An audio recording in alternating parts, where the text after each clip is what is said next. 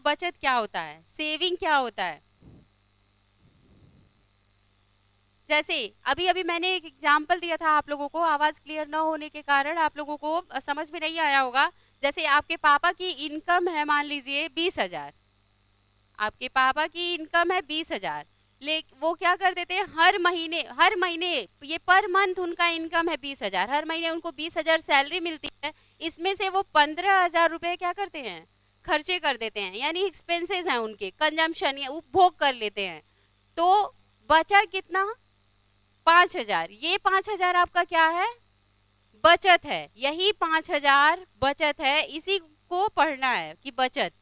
ठीक, तो एक ये तो आपके पापा का इनकम है। अब पूरे राष्ट्र के बारे में पढ़ना, हमको सेविंग इन इंडिया के बारे में पढ़ना है कि इंडिया में सेविंग रेट क्या है, रेट ऑफ सेविंग क्या है, इंडिया में बचत दर क्या है, बचत कैसे होता है, किन किन माध्यमों से होता है, तो इसके बारे में हमको पढ़ना है। सिर्फ यहाँ मेरे बताने का मतलब था कि बचत क्या होता है। तो अगर इसको फॉर्मूला बनाते हैं, तो अगर हम कहते हैं कि बचत बराबर, ये क्या है, ये आपका इनकम है, ये है आपका इनकम, ये है आपका एक्सपेंसेस या कंजम्पशन, इसको उपभोग भी कह सकते हैं। ठीक, तो ये आय है, ये उपभोग है, और जितना बच गया वो क्या है, बचत है। तो बचत इज इक्वल टू क्या कहेंगे, ये आय माइनस उपभोग या एक्सपेंसेस या खर्चे, इसको खर्चे भी लिख सकते हैं। तो और इसको डिनोट करते हैं, इसको अगर हम शॉर्ट फॉर्म में डिनोट करें तो बचत को हम सेविंग कहते हैं, सेविंग को यस से डिनोट करते हैं, आय को वाई से डिनोट करते हैं, और उपभोग को सी से डिनोट करते हैं, कंजम्पशन को सी से डिनोट करते हैं।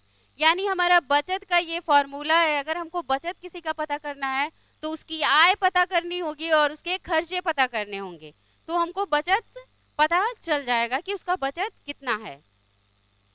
देखिए एक चीज और कि बचत का ये बचत फलन एक होता है, बचत फलन एक वर्ड है, कई बार आपसे क्वेश्चन में पूछता है शॉर्ट क्वेश्चन में कि बचत फलन क्या है, क्या होता है। तो बचत फलन से आप मतलब समझिए कि जो जैसे यहाँ फॉर्मूला देख रहे हैं आप, S is equal to Y minus C, लेकिन वही बचत फलन एक वर्ड आ जाता है, बचत फलन, या इसको प्रवृत्ति भी कहते हैं, बचत प्रवृत्ति भी कहते हैं। यानी आय और बचत के फलनात्मक संबंध को, आय और बचत के फलनात्मक संबंध को, मतलब आय और बचत में क्या संबंध है, बस सिंपल सा समझिए आय और बचत में क्या संबंध है। आय और बचत में क्या संबंध होता है, आय और बचत में संबंध होता है S is equal to Y. ठीक, यानी आय आपका जितना ज्यादा होगा, जितना ज्यादा आपका आय होगा, बचत आपका उतना ही अधिक होगा। यानी इनका फलनात्मक, ये यफ का सेंस है फलनात्मक संबंध, फलनात्मक संबंध। आय आपका जितना अधिक होगा, आपका सेविंग उतना ही अधिक होगा। यानी आपके पापा अगर 20,000 की जगह 40,000 पाए तो आपका क्या हो जाए, सेविंग उनका बच जाए, क्योंकि 15,000 की जगह अगर वो 30,000 खर्चे करते हैं तो भी उनका 10,000 सेविंग होगा, यानी उनका बचत क्या हो जाएगा, बढ़ जाएगा। तो आय के अनुसार क्या, आय के अनुसार ही बचत घटता और बढ़ता है। आय घटेगा तो बचत घटेगा, आय बढ़ेगा तो बचत बढ़ेगा। इतना क्लियर हुआ, अभी क्लियर हुआ सबको।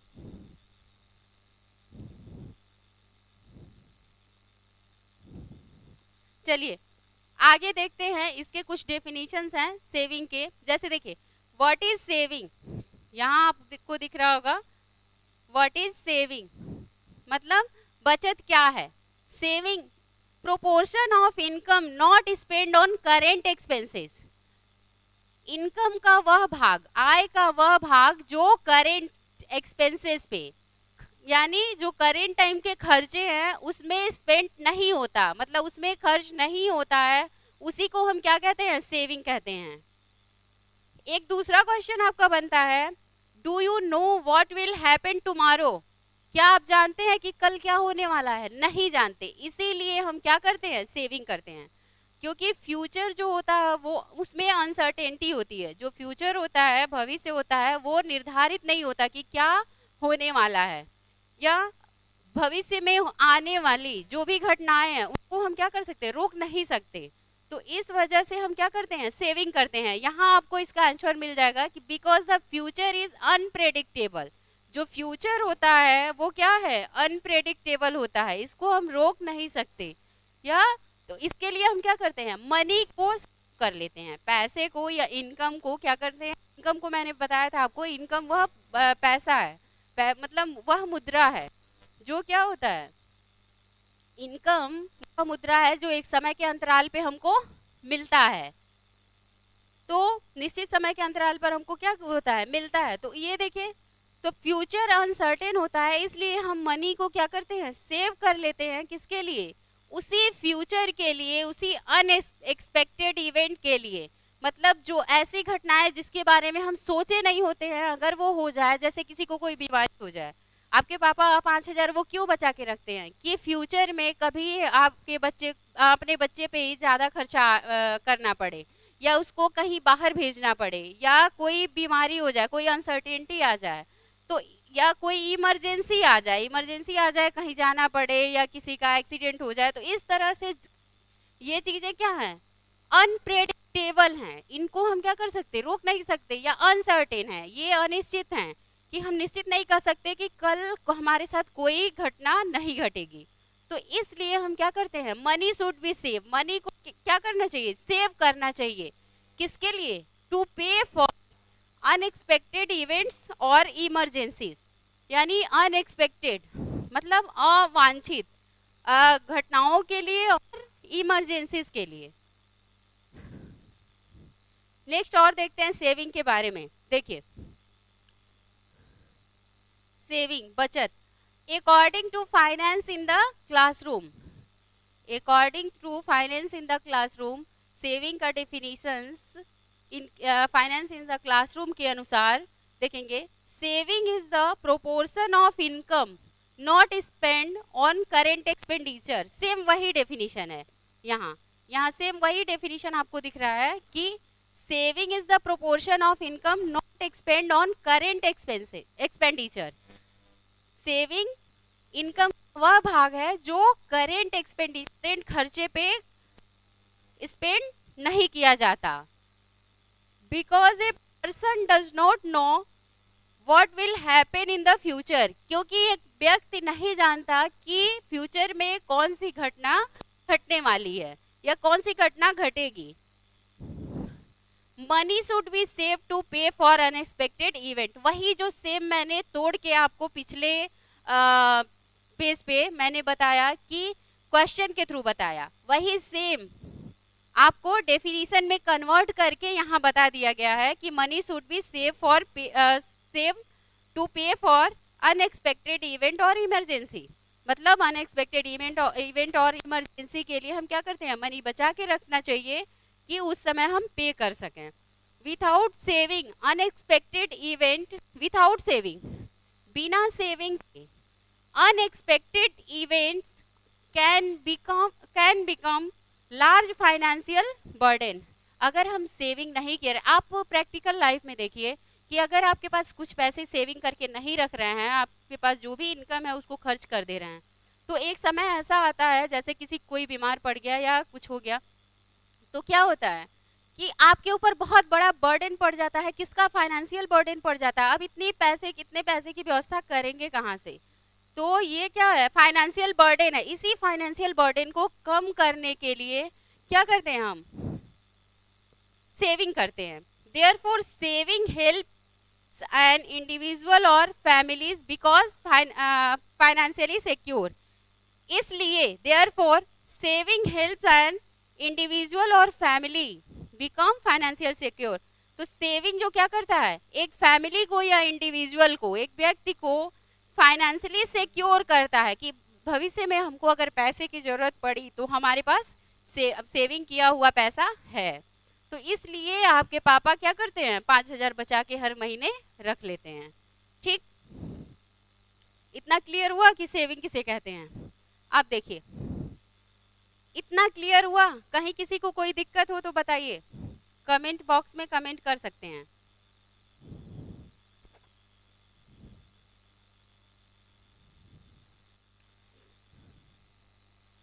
चलिए नेक्स्ट है हमारा, अब हमको पढ़ना है सेविंग एंड इनकम। सेविंग क्या है और इनकम, इनकम के बारे में तो हम जान गए हैं, लेकिन सेविंग और इनकम का रिलेशन क्या है? जैसे मैंने आपको बताया कि सेविंग और इनकम में रिलेशन क्या है, एक फॉर्मूला हमने आपको बताया कि S is equal to F और ब्रैकेट में वाई। तो इसका मतलब क्या हुआ? ये फलनात्मक संबंध है किसमें? यस में और वाई में। यस यानी सेविंग और बचत में। तो देखिए, आय जितना ही ज्यादा होगा उतना ही बचत ज्यादा होगा। सेम यही चीज आपको इसमें समझाया गया। There is a direct relation between income and saving, यानी डायरेक्ट रिलेशनशिप है किसमें किसमें? इनकम और सेविंग में डायरेक्ट रिलेशनशिप है। कैसे डायरेक्ट रिलेशनशिप है?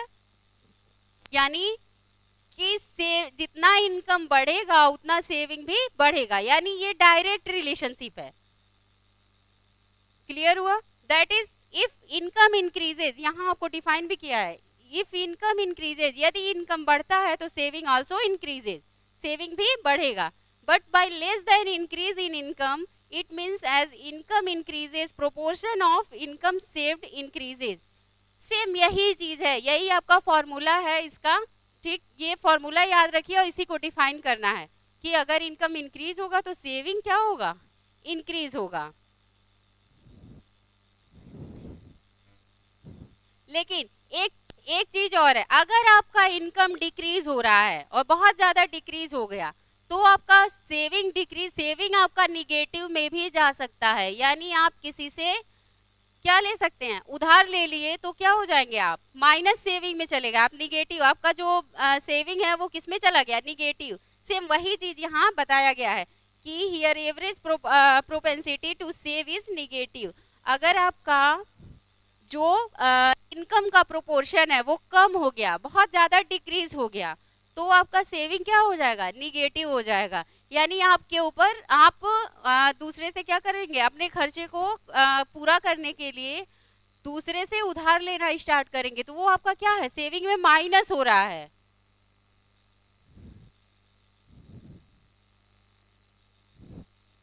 नेक्स्ट देखते हैं, देखिए सोर्स ऑफ सेविंग।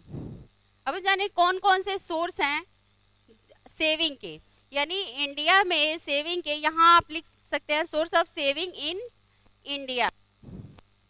भारत में बचत के स्रोत कौन कौन से हैं? भारत में बचत के स्रोत देखिए, पहला है फैमिली सेक्टर से, पहला है फैमिली सेक्टर से, दूसरा है गवर्नमेंट और पब्लिक सेक्टर से, और तीसरा है आपका कारपोरेट सेक्टर से। अब फैमिली सेक्टर से कैसे सेविंग होता है, कहाँ कहाँ से सेविंग होता है वो देखेंगे।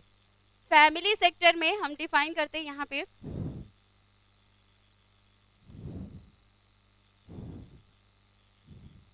देखिए पहला है हमारा फैमिली सेक्टर।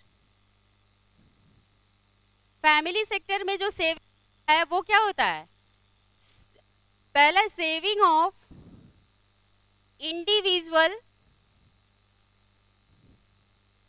And families. देखिए saving of individual and families, जो इंडिविजुअल का सेविंग है और फैमिली का सेविंग है वो भी इंडिया में बचत का एक स्रोत है। फैमिली का सेविंग तो पता चल रहा है कि एक फैमिली है तो वो जो भी बचत कर रही है वो नेशनल बचत में क्या होता है? ऐड होता है। लेकिन इंडिविजुअल क्या है? कुछ इंडिविजुअल ऐसे हैं जो खुद पे डिपेंडेंट हैं, कुछ ऐसे इंडिविजुअल हैं मतलब खुद के, उनका कोई मान लीजिए फैमिली नहीं है, ठीक, तो उनका कोई फैमिली नहीं है, सेल्फ डिपेंडेंट है, तो वो क्या करते हैं? अपने लिए बचत करते हैं, तो उसी को हम कहते हैं इंडिविजुअल सेविंग। तो saving of individual and family. और कौन कौन से फैमिली सेक्टर से सेविंग होते हैं? जैसे saving of non profit making institution, ये आपका पहला है। ये दूसरा पॉइंट है, saving of non profit making institution. Non profit making institution कौन से होते हैं? यानी ऐसे इंस्टीट्यूशन जिनसे प्रॉफिट नहीं होता है। अब ऐसे कौन से इंस्टीट्यूशन है जिनसे प्रॉफिट नहीं होता है? जैसे एनजीओ। एनजीओ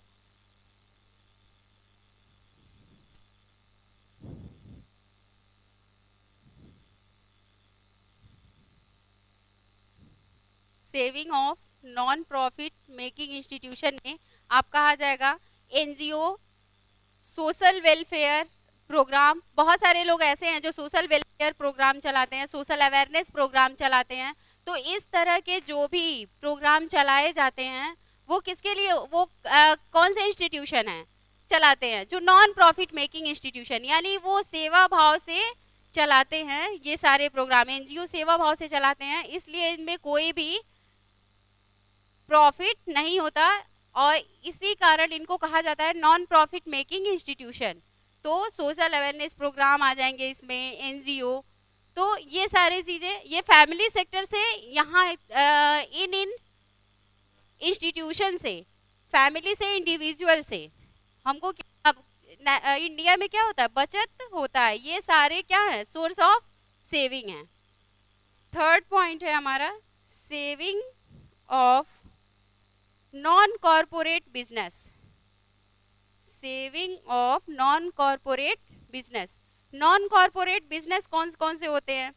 जो ऐसे बिजनेस जो प्राइवेट और पब्लिक लिमिटेड दोनों नहीं होते, प्राइवेट लिमिटेड भी नहीं होते और पब्लिक लिमिटेड भी नहीं होते। यानी जो जैसे प्रोप्राइटरशिप पे, तो इसके बारे में आप आगे पढ़ेंगे, आपका जो दूसरा सब्जेक्ट है उसमें आप पढ़ेंगे इसके बारे में डिटेल में।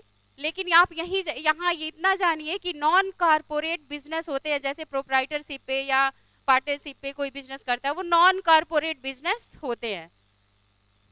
तो ये सारे फैमिली सेक्टर के सोर्स ऑफ सेविंग हैं, यानी बचत के स्रोत है। यहाँ से बचत होता है, जो इंडिया के बचत में क्या होता है, इन्वॉल्व होता है, जुड़ता है।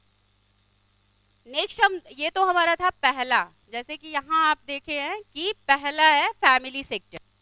अब हम पढ़ेंगे दूसरा, गवर्नमेंट और पब्लिक सेक्टर में कहाँ कहाँ से बचत होता है। गवर्नमेंट और पब्लिक सेक्टर में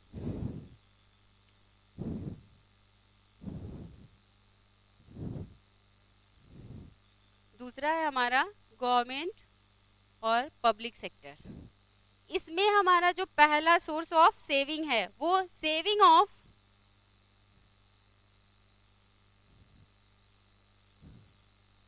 government and departmental enterprises. Departmental enterprises. तो saving of government and departmental enterprises ये कौन कौन से, जैसे जो गवर्नमेंट और डिपार्टमेंटल इंटरप्राइजेज होते हैं, जैसे हम कह सकते हैं पोस्ट ऑफिस। पोस्ट ऑफिस में जो सेविंग किया जाता है, रेलवे में जो सेविंग किया जाता है, तो ये सारे क्या है, डिपार्टमेंटल और गवर्नमेंट इंटरप्राइजेज हैं जिनमें सेविंग किया जाता है। ये भी एक सोर्स ऑफ सेविंग है, यानी बचत के स्रोत हैं। पोस्ट ऑफिस और रेलवे क्या है, बचत के स्रोत हैं। और ये किस सेक्टर में आते हैं, गवर्नमेंट और पब्लिक सेक्टर में। नेक्स्ट है हमारा saving of government companies. Government companies, government companies से जो सेविंग होती है, कौन से गवर्नमेंट कंपनीज हैं, मतलब कौन सी गवर्नमेंट सरकारी कंपनियां हैं जिनसे बचत होता है। बहुत सारी ऐसी सरकारी कंपनियां हैं, जैसे इंडिया ऑयल कॉरपोरेशन लिमिटेड, कोल इंडिया लिमिटेड, या gas authority of India limited, oil authority of India limited. तो इस तरह से steel authority of India limited. तो इस तरह से बहुत सारी गवर्नमेंट कंपनियां हैं। जैसे आप लिख सकते हैं, आप एग्जाम्पल में इसको लिख सकते हैं, Indian oil corporation limited,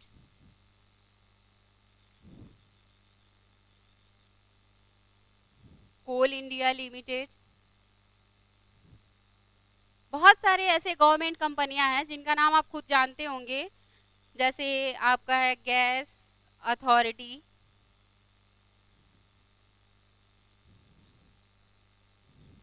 of India limited, gas authority of India limited, steel authority of India limited. तो ये सारे क्या हैं, बहुत सारी गवर्नमेंट कंपनियां हैं जिनके थ्रू सेविंग होता है, तो ये भी एक सोर्स ऑफ क्या है, सेविंग है। थर्ड है हमारा, थर्ड यहाँ देखते हैं कारपोरेट सेक्टर, जिससे सेविंग होता है। कारपोरेट सेक्टर से कौन कौन से इससे कौन कौन से सेक्टर ऐसे हैं, कौन कौन से इंस्टीट्यूशन हैं जिनसे हमको क्या होता है, बचत होता है, उसके बारे में हम देखेंगे।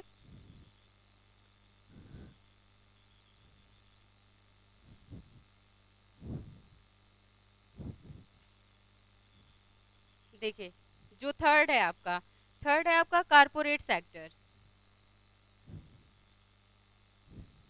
कारपोरेट सेक्टर में पहला सोर्स ऑफ सेविंग है companies of private sector. Private sector में जो भी कंपनियां हैं, प्राइवेट सेक्टर में जो भी कंपनियां आती हैं वो क्या है, सोर्स ऑफ सेविंग है। किस सेक्टर से, कारपोरेट सेक्टर से।